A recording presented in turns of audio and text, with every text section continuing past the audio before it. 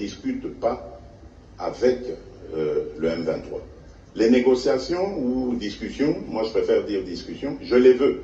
Je les veux qu'avec le Rwanda, parce que c'est lui mon agresseur. Et je l'ai dit d'ailleurs dans la salle à Addis Abeba, à Paul Kagame lui-même, en disant « C'est vous que je veux avoir de face à moi dans une discussion pour savoir et vous poser la question de savoir qu'est-ce que vous voulez à mon pays, à mon peuple. Pourquoi vous continuez indéfiniment de tuer mes compatriotes et de piller les ressources de mon pays. C'est tout ce que je veux comme thème du dialogue, parce qu'il n'y a rien d'autre. J'ai vraiment le plaisir de vous annoncer que la République démocratique du Congo, pour la première fois de son histoire, fera partie de la Commission paix et sécurité de l'Union africaine.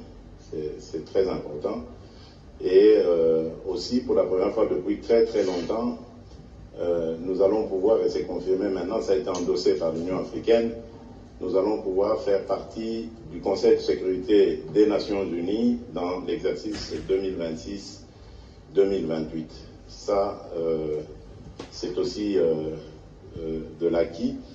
La République démocratique du Congo est candidate aussi à la Commission des droits de l'homme des Nations Unies de Genève.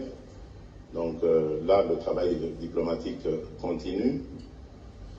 Et sur le plan sécuritaire, nous avons eu beaucoup de discussions en bilatéral, en multilatéral. Les unes ont été positives, comme les rencontres que j'ai eues en bilatéral avec le chef d'État, le président angolais, le président du Sud-Soudan, qui est aujourd'hui le président en exercice de la communauté est-africaine, en multilatéral avec les présidents sud-africains et burundais.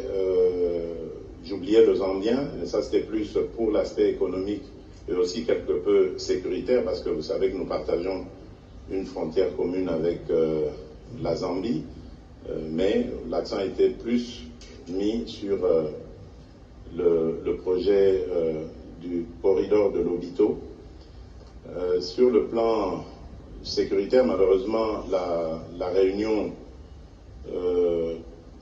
demandée ou convoquée par le président João Lourenço et qui nous mettait aux prises avec nos agresseurs, entre autres, celle-là n'a pas donné de résultat parce que chacun a campé sur ses positions. J'ai redit avec force la position qui était celle de la République démocratique du Congo, et notre agresseur est parti toujours dans ses manipulations et mensonges habituels.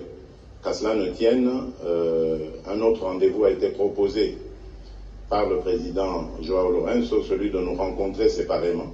Et donc, si tout va bien, le mardi prochain, je crois, c'est le 27 février, je serai reçu à Luanda par le président João Lourenço, qui, je rappelle, est le champion, notre champion de l'Union africaine en matière de paix, et qui a été d'ailleurs désigné officiellement par l'Union africaine pour être le médiateur dans cette crise injuste nous imposée par notre voisin.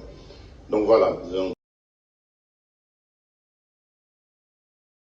De l'Union européenne qui ose signer un MOU avec un receleur parce que c'est des produits volés à la République démocratique du Congo qu'il va vendre à l'Union européenne. Je me demande comment ils vont faire ça.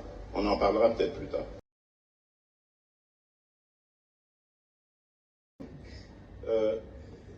D'abord, je voudrais attirer votre attention sur le fait que les gens ont retenu escarmouche parce que c'était peut-être un mot sorcier. Mais il ne faut pas oublier le contexte dans lequel il y aurait réaction à cette escarmouche. Donc il faut d'abord commencer par avoir les deux chambres. On fait la guerre selon la Constitution. On la déclare que lorsqu'on a réuni les deux chambres et reçu le mandat de ces deux chambres. Et puis, le contexte dans lequel nous sommes aujourd'hui, je peux vous le dire, je suis un observateur privilégié de ce qui se passe, ne me permet pas de mettre en pratique ce que j'avais dit. Pas parce que je ne peux pas ou ne veux pas, mais parce que tout simplement, il y a suffisamment d'initiatives qui font que observer la paix est une attitude beaucoup plus sage que de se mettre en posture de guerre. Il y a par exemple l'initiative du président Joao Lourenço. Je vous dis que le mardi prochain, je serai le premier à lui rendre visite avant qu'il ne reçoive le président rwandais. Il y a l'initiative du président de la communauté économique d'Afrique de l'Est, pas économique, le président Salva Kiir, qui a la présidence en exercice pour le moment de notre organisation régionale, qui va venir à Kinshasa et après aller aussi à Kigali, Bujumbura, etc. Donc, il y a l'initiative américaine. C'est pour ça que j'ai insisté au début pour dire qu'il ne faut pas vilipender forcément les États pensant qu'ils ont pris fait et cause. Il faut faire très attention. Ce n'est pas toujours visible les efforts comme ceux-là, mais ils sont d'une certaine efficacité. Et ici, ma priorité à moi, comme je l'ai dit, c'est la paix. Je la veux, la paix. Je veux la paix définitive pour mon pays et mon peuple.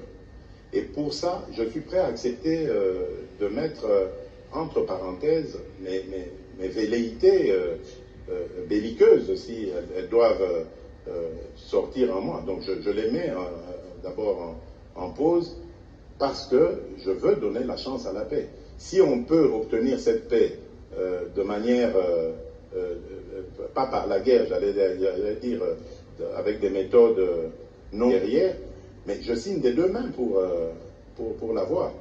Mais maintenant, s'il faut faire la guerre pour avoir la paix, je signerai aussi des deux mains. Ça, il n'y a pas de problème. Et l'Assemblée nationale et les Sénats seront consultés les moments venus.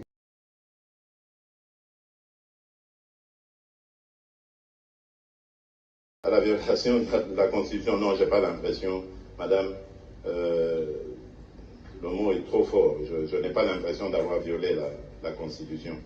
Je suis guidé, vous devez le savoir, je suis guidé par un seul idéal. Pour moi, le salut du peuple, c'est la loi suprême. Pour moi. Et en tant que chef de l'État, je crois que je suis le mieux placé pour observer et comprendre où est le salut du peuple. Et en ce moment, vous êtes témoin, vous entendez les questions de vos confrères, le pays fait face à une situation particulière. Mais il n'y a pas que la situation sécuritaire. Il y a d'autres éléments. Je parlais par exemple de la situation financière. Dans quelques mois, nous allons terminer la revue du dernier programme avec le FMI, la 6e revue. Mais c'est un moment historique et hyper important pour la République démocratique du Congo. Et vous voulez qu'en ce moment, parce qu'il y a eu un règlement que je ne critique pas, que je ne condamne pas, à l'Assemblée nationale, qui exige au ministre de se déterminer dans les 8 jours, vous voulez que nous mettions le pays en difficulté, dans une situation de fragilité, par rapport à la situation sécuritaire, par rapport à la situation financière, mais il y en a d'autres, même la budgétaire, parce que le budget qui va être voté en fin d'année, c'est maintenant qu'il commence à se préparer. Et il y a plein d'autres éléments comme ça que je peux... La situation diplomatique, parce que notre VPM Affaires étrangères et son adjoint, le vice-ministre, sont tous les deux élus, ils doivent partir. Mais nous avons un front diplomatique sur lequel nous sommes déployés. Vous voulez qu'on mette tout ça en question parce qu'il y a eu un règlement... non, j'ai demandé conseil aux juristes. On m'a dit qu'il y a aussi l'article 110, je pense, de la Constitution, qui stipule que lorsque le Premier ministre dépose son gouvernement, il expédie les affaires courantes immédiatement après. C'est ce que je lui ai demandé.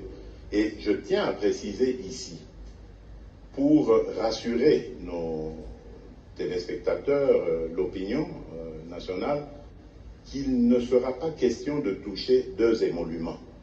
Hors de question. Ceux qui restent au gouvernement ils se font remplacer à l'Assemblée nationale par leurs suppléants.